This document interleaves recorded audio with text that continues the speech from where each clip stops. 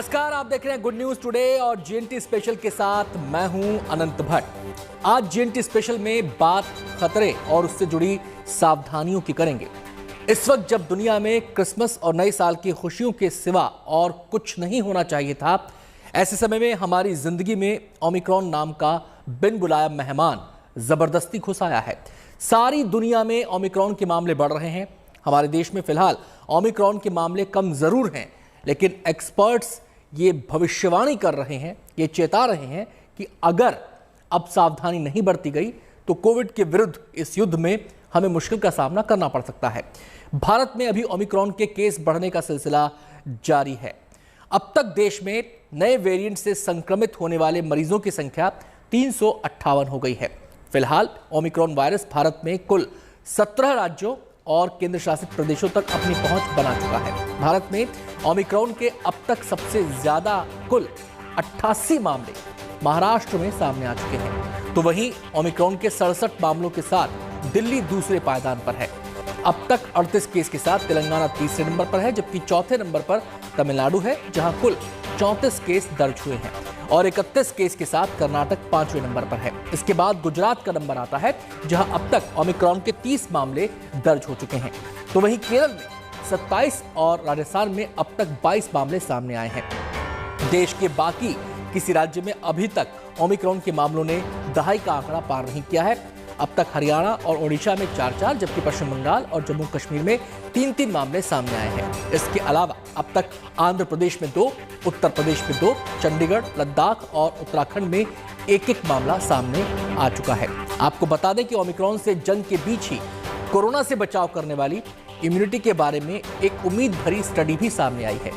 इस स्टडी में पाया गया है कि अगर किसी व्यक्ति को वैक्सीन की दोनों डोज लग चुकी हैं और वो ओमिक्रॉन वेरिएंट से संक्रमित हो गया है, तो ठीक होने पर उसे सुपर इम्यूनिटी मिल जाएगी। अमेरिका की Oregon health and science university की एक रिसर्च में ये बात सामने आई है।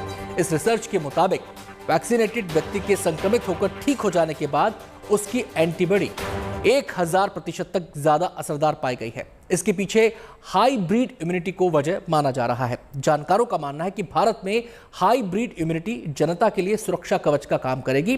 कोरोना के खिलाफ ये कारगर हथियार साबित हो सकती है, जो हिंदुस्तान के लोगों को महामारी से महफूज रखेगी। इस बार बात करने के लिए हमारे साथ दो खास मेहमान, तमाम पहलुओं पर बातचीत करने के लिए हमारे साथ दो खास मेहमान मौजूद रहेंगे। दो एक्सपर्ट्स हमारे साथ मौजूद रहेंगे, डॉक्टर एम वली और डॉक्टर शमशेर द्विवेदी। एक्सपर्ट्स के साथ बातचीत को आगे बढ़ाएं उससे पहले ये रिपोर्ट देख लेते हैं।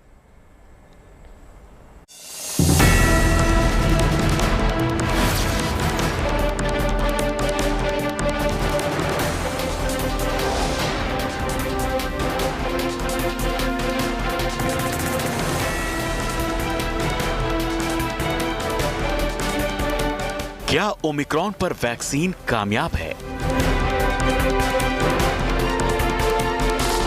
क्या ओमिक्रॉन के खिलाफ बूस्टर डोज से बनेगी बात? क्या भारतीयों के अंदर सुपर इम्यूनिटी है? ये ऐसे सवाल हैं जिनसे अभी हम उलझे हुए हैं। विशेषज्ञों के माने तो ओमिक्रॉन के खिलाफ हाइब्रिड इम्यूनिटी ही वो कारगर हथियार है जो देश में ओमिक्रॉन के खतरे को कम करेगा। हाइब्रिड इम्यूनिटी क्या है, ये जानने से पहले समझिए कि इम्यूनिटी क्या होती है। शरीर के रोगों से लड़ने की क्षमता को इम्यूनिटी कहते हैं। मेडिकल साइंस में 3 तरह की इम्यूनिटी का संदर्भ मिलता है। एक है नेचुरल इम्यूनिटी, जो कोरोना का संक्रमण होने के बाद स्वाभाविक तरीके से शरीर में बनती है। दूसरी होती है एक्वायर्ड इम्यूनिटी, यानी वैक्सीन लेने से शरीर में वायरस के खिलाफ पैदा होने वाली प्रतिरोधक क्षमता। इस कड़ी में तीसरा नाम सामने आया है हाइब्रिड इम्यूनिटी का। वैक्सीन से शरीर में पैदा हुई इम्यूनिटी और बीमारी से निजात के बाद मिली नेचुरल इम्यूनिटी को मिलाकर हाइब्रिड इम्यूनिटी बनती है। हाइब्रिड इम्यूनिटी को सबसे ज्यादा प्रभावी माना जाता है। कोरोना संक्रमण और वैक्सीन पर हुई स्टडी में यह बात सामने आई है कि वैक्सीनेटेड इंसान के संक्रमित होने पर या संक्रमण से ठीक होने के बाद वैक्सीन लगवाने पर इंसान को सुपर इम्यूनिटी मिल जाती है। यानी अगर कोई व्यक्ति कोरोना संक्रमित हुआ और ठीक होने के बाद उसने वैक्सीन लगवाई तो उस व्यक्ति के शरीर में हाइब्रिड इम्यूनिटी बन जाती है। दावा है कि इस इम्यूनिटी वाले लोगों को कोरोना के ओमिक्रॉन वेरिएंट का खतरा न के बराबर है। जो आईसीएमआर ने सीरो सर्वे किया वो उसने ये दर्शाया कि 68% के आसपास उस समय जून जुलाई में ही लोगों को जो है कोविड हो चुका था। तो वो अचानक जो केसेस कम शुरू हुए, दिल्ली में हम 2 डिजिट पे पहुंच गए, अभी 10% भी लोगों को वैक्सीनेशन नहीं हुआ था। तो वैक्सीनेशन कारण केसेस कम नहीं हुए। वैक्सीनेशन से इम्पैक्ट आएगा कि डेथ नहीं होगी और जो है सीवियरिटी नहीं होगी, लेकिन केसेस जो है क्योंकि इन्फेक्शन को रोकने में उतना कारगर नहीं है, तो इसलिए इन्फेक्शन तो उसका नहीं आएगा। जो इन्फेक्शन कम हो रहे थे अचानक, क्योंकि जिन लोगों को एक बार नेचुरल इन्फेक्शन से रिकवर्ड हो गए उनमें इन्फेक्शन होने के चांसेस कम है, तो उनसे दूसरों को भी फैलने के चांसेस कम रहते हैं। तो इसलिए जो है अचानक किया है। तो हमारे पास ये हाइब्रिड इम्यूनिटी है, वैक्सीन की भी इम्यूनिटी है, नेचुरल इन्फेक्शन की इम्यूनिटी है। इसलिए जो है आज हम जो है बड़े बेहतर स्थिति में हैं और इसलिए अभी तक का कोई एविडेंस नहीं कहता कि बूस्टर देने की जरूरत है। भारत में इम्यूनिटी को लेकर एक स्टडी में सामने आया कि जो लोग अगस्त 2021 से 1 साल पहले तक के समय में कोरोना संक्रमित हुए और उन्होंने ठीक होने के बाद वैक्सीन लगवाई, उन्हें सेकेंड वेव के दौरान कोरोना के खिलाफ अच्छी इम्यूनिटी मिली। यह स्टडी केरल के कुछ मेडिकल एक्सपर्ट के हवाले से ब्रिटिश मेडिकल जर्नल में छपी है। इस साल की शुरुआत में डेल्टा वेरिएंट के कहर से देश में बड़े पैमाने पर लोग संक्रमित हुए थे। विशेषज्ञों के मुताबिक आईसीएमआर के सीरो सर्वे से पता चला है कि सेकेंड वेव में 68% लोगों को कोविड हो चुका है। इसीलिए लोगों में कोरोना वायरस के खिलाफ नेचुरल इम्यूनिटी बनी। साथ ही वैक्सीनेशन की तेज रफ्तार ने कोरोना के खिलाफ सुरक्षा कवच को और मजबूत किया। कहने का मतलब यह है कि जिन लोगों में हाइब्रिड इम्यूनिटी बन गई है उन्हें ओमिक्रॉन संक्रमित तो कर सकता है, लेकिन इस बात की आशंका कम है कि ओमिक्रॉन से मरीज की हालत गंभीर होगी। आज जो है क्योंकि जो ग्लोबल एविडेंस आया कि जिनको कोविड हो चुका है, जो रिकवर हो चुके हैं, वो बेस्ट प्रोटेक्टेड हैं। उनसे बेटर प्रोटेक्शन कोई वैक्सीन नहीं दिया है। प्रोटेक्शन लेवल, एंटीबॉडीज लेवल ज्यादा हो सकता है किसी वैक्सीन का, प्रोटेक्शन लेवल नहीं मिला है। क्योंकि अभी पब्लिक हेल्थ इंग्लैंड ने भी डेटा रिलीज किया था, 40 लाख डेटों में कंफर्म री इन्फेक्शन सिर्फ 53 लोगों को था और किसी को सीवियरिटी नहीं हुई। तो एक तो री इन्फेक्शन नहीं होता, जिनको कोविड एक बार हो गया, जिनकी डेथ होनी थी होगी, जिनको उनको बहुत ही कम चांस है, रेयर चांस है कि री इन्फेक्शन होगा। री इन्फेक्शन होने के बाद सीवियरिटी ऑलमोस्ट न के बराबर है। ये ग्लोबल डेटा आ रहा है। इस रिसर्च में हाइब्रिड इम्यूनिटी वाले लोगों के ब्लड और सीरम सैंपल की जांच से सामने आया कि ऐसे लोगों का शरीर सिर्फ ओमिक्रॉन ही नहीं बल्कि कोरोना के बीटा और डेल्टा वेरिएंट के खिलाफ भी बेहतर तरीके से लड़ सकता है। राहत की बात यह है कि देश में वैक्सीनेशन सुपर स्पीड से जारी है। भारत में अब तक 140 करोड़ से ज्यादा वैक्सीन लगाई जा चुकी है। ऐसे में उम्मीद है कि देश के लोगों में बड़ी संख्या में सुपर इम्यूनिटी आई होगी, जो ओमिक्रॉन से संभावित तीसरी लहर से बचाएगी। लेकिन रिसर्च अभी जारी है और जैसे जैसे शोध आगे बढ़ेगा, ओमिक्रॉन से जुड़ी जानकारी और उसे रोकने के उपाय सामने आते जाएंगे। फिलहाल ओमिक्रॉन से सुरक्षित रहने का सबसे कारगर तरीका कोरोना प्रोटोकॉल का पालन और वैक्सीनेशन ही है। दिल्ली से मिलन शर्मा के साथ bureau report, good news today.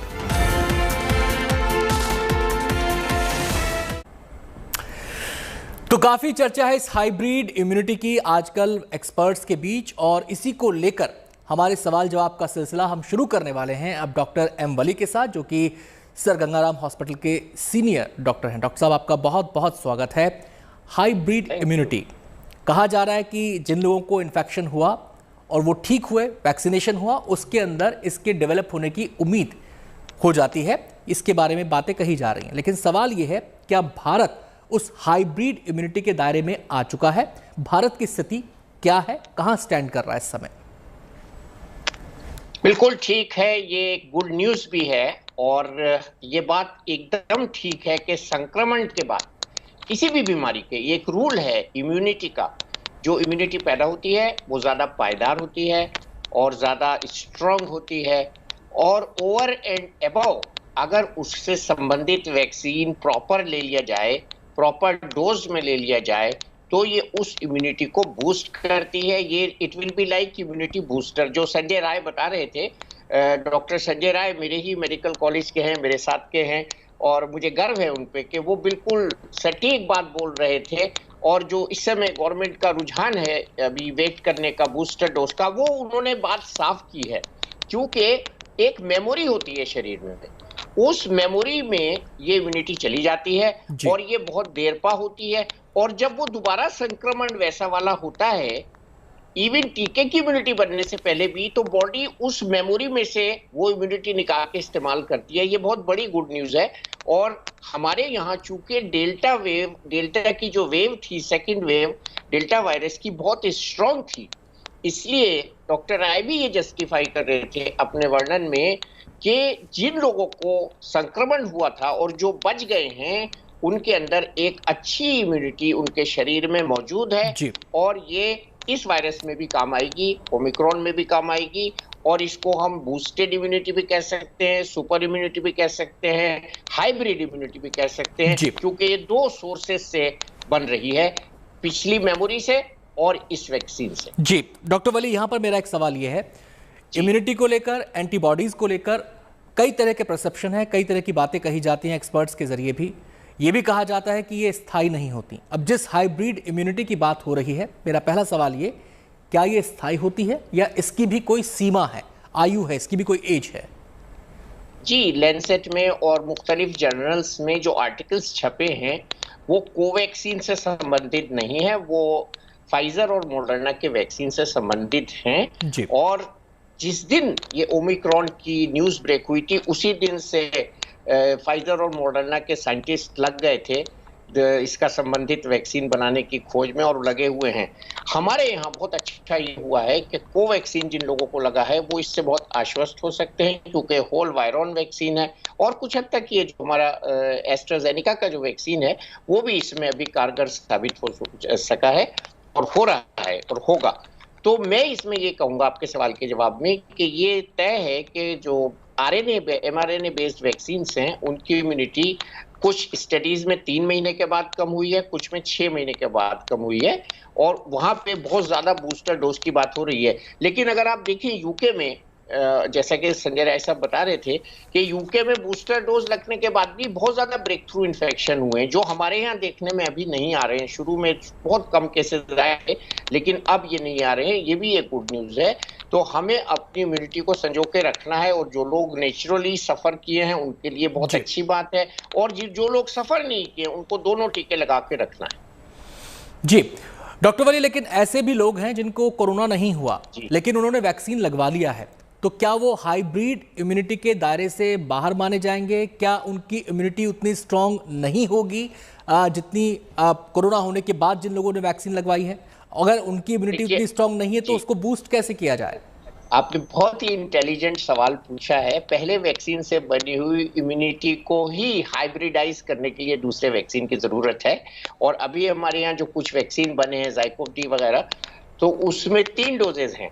तो ये स्टडीज के हिसाब से बिल्कुल ठीक है। जिनको दोनों वैक्सीन लग गए उनको बिल्कुल निराश होने की जरूरत नहीं है, उनकी भी इम्यूनिटी लेवल बहुत अच्छा है। और हम इसको बजाय इम्यूनिटी कहने के हम संक्रमण जो क्षमता है वो कहें, fighting power from the virus कहें तो ज्यादा बेहतर होगा, क्योंकि इसको हम क्वांटिफाई नहीं कर सकते हैं। हमारे पास नापने का इसका कोई ऐसा टेस्ट नहीं है कि रिसर्च बेस्ड जो टेस्ट होते हैं वो कॉमन मैन पे अप्लाई नहीं हो सकते, जो कि वैक्सीन की रिसर्च में जब वो आता है फेज 1, फेज 2, फेज 3 ट्रायल्स में होते हैं।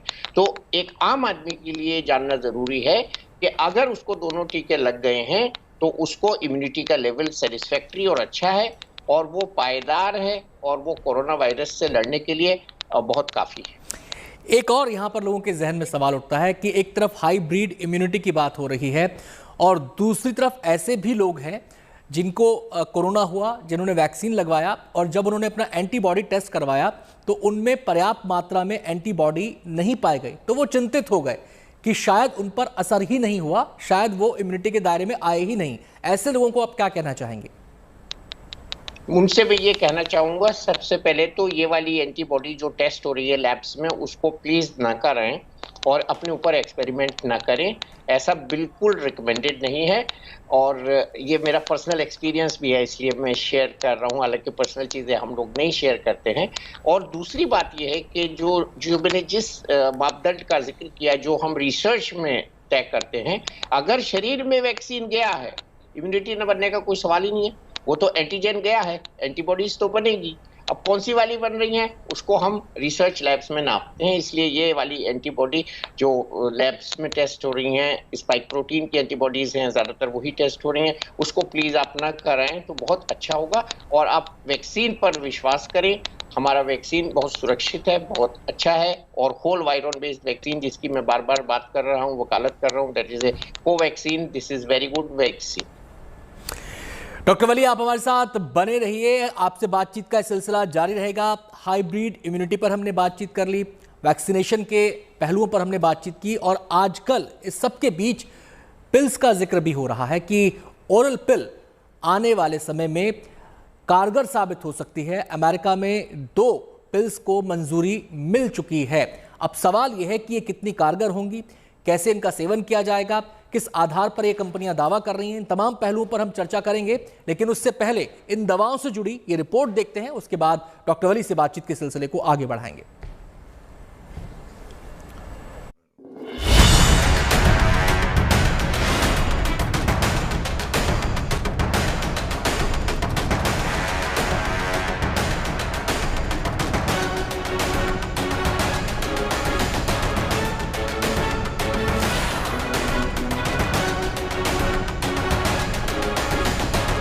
क्या अब गोली बचाएगी वायरस से आपकी जान?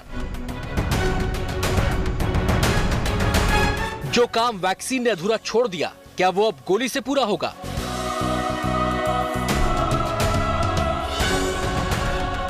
पहले मोलनुपिराविर नाम सामने आया और अब फाइजर की पैक्सलोविड का दावा सामने आया है।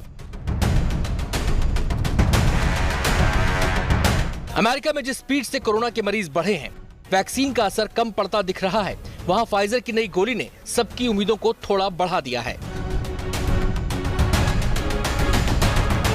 फाइजर कंपनी का दावा है पैक्सलोविड नाम की दवा एक प्रोटीन इनहिबिटर है, यानी प्रोटीन अवरोधक है जो कोरोना वायरस के ऊपरी हिस्सों पर मौजूद स्पाइक प्रोटीन को निष्क्रिय कर देती है। इसके अलावा ये गोली शरीर की कोशिकाओं में वायरस के फैलाव को रोकने का काम करती है, जिससे मरीज गंभीर स्थिति में पहुंचने से बच जाता है। लेकिन इस दवा की शर्त यह है कि मरीज को ये गोली लक्षण महसूस होने के बाद जल्द से जल्द देनी होगी, ताकि गोली को अपना असर दिखाने का मौका मिल सके। फाइजर की नई दवाई को FDA अप्रूवल मिल गया है। पैक्सलोविड नाम से जो दवाई है, इसके अंदर एक्चुअली 2 दवाइयां हैं, निर्माट्रिलाविर और रिटोनाविर। रिटोनाविर एक पुरानी दवाई है और निर्माट्रिलाविर नई दवाई डेवलप की गई है। इन दोनों का कॉम्बिनेशन मिलकर ये नई दवाई बनाता है कोविड के लिए, जिसके खाने से आपको सीरियस डिजीज या फिर हॉस्पिटलाइजेशन या फिर डेथ के खिलाफ ऑलमोस्ट 90% प्रोटेक्शन मिल रहा है। फाइजर कंपनी की नई दवा पैक्सलोविड को लेकर ये साफ करने की जरूरत है कि ये वैक्सीन का विकल्प नहीं है, ये सिर्फ कोरोना वायरस से लड़ने का मेडिकल साइंस का दूसरा प्रयास है। यानी वैक्सीन लगवाने के बाद ये दवा दूसरा ऑप्शन हो सकती है। सिर्फ इस दवा पर पूरी तरह निर्भर नहीं रहा जा सकता। 3 गोली सुबह, 3 गोली शाम को 5 दिन तक खानी है और जरूरी है कि जल्द से जल्द खाएं। तो जैसे ही टेस्ट पॉजिटिव आए, 12 साल से ऊपर के सब लोग इसको खा सकते हैं। 40 किलो वजन होना चाहिए आपका कम से कम, और ये 5 दिन तक अगर आप डोज लेंगे तो सीरियस डिजीज होने के चांसेस ऑलमोस्ट नेग्लिजिबल हैं। एक्सपर्ट्स का मानना है कि कोरोना से लड़ाई में किसी एक तकनीक के भरोसे नहीं बैठा जा सकता, क्योंकि जिस तरह वायरस में बदलाव हो रहे हैं, उसी तरह उतनी ही तेजी से दवाओं में बदलाव करना भी जरूरी है। ऐसे में फाइजर कंपनी की ओरल पिल ने एक और विकल्प तैयार कर दिया है। हालांकि इसकी महंगी डोज कितने मरीजों तक पहुंच पाएगी, ये एक बड़ी चुनौती है। फाइजर कंपनी की पैक्सलोविड दवा दुनिया की पहली एंटीवायरल पिल नहीं है। अमेरिका की एक और दवा कंपनी मर्क मोलनुपिराविर नाम की गोली तैयार कर चुकी है। ये साफ है कि कोरोना की अगली लड़ाई वैक्सीन के बाद पानी से ली जाने वाली इस तरह की गोलियों की मदद से होगी। दिल्ली से मिलन शर्मा के साथ पंकज खेलकर, पुणे, गुड न्यूज टुडे।